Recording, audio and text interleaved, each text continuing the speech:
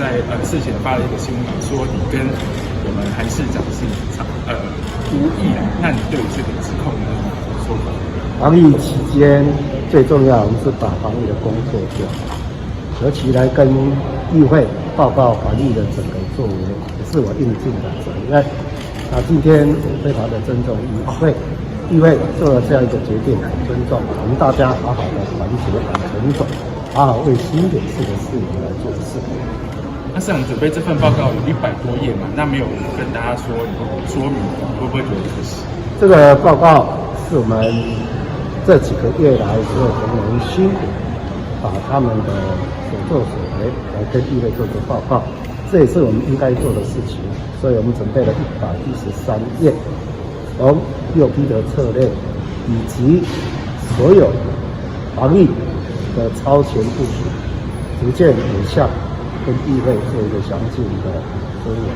那这些报告的内容，相信今天没有报告，那这里面的内容，议员可以仔细的参阅。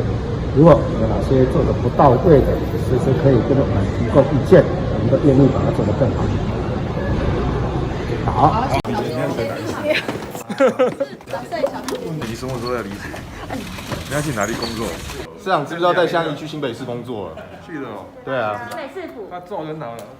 今天是我到执新北市的第一天，然后也是从媒体转战这个当侯市长的幕僚的第一天。那过去我在媒体大概是任职大概3年半的时间，在跑负责科市长的新闻也是大概有1年多。那在跑科市长这段时间，其实跟科市长的一个相处其实也不错，跟科市长的关系也不错。那我也蛮喜欢科市长这个人的，只不过在做事方式的这个方面呢，还是比较认同侯市长一些。所以哪个地方你觉得侯市长会比较吸引你？可以帮我比较一下。相较于柯市长，他是比较不按牌理出牌，不过侯市长做事情的方式是比较严谨的，所以我比较欣赏他这一点。就平常在采访柯市长的时候，可能去年他们民众党刚成立的时候，可能在找很多新的生力军，那可能要选议员干嘛的，那可能市长我们在采访的过程当中，市长就喜欢开玩笑，我们都知道市长喜欢开玩笑，他就会不时的就会问一下说，你要选哪一区啊什么的，就是可能就以为他是开玩笑这样子啦，但是他可能就是我觉得我也蛮喜欢柯市长，然后市长可能也是有点欣赏我这样。台北市政府有一个活招牌，就是有学姐黄静怡在。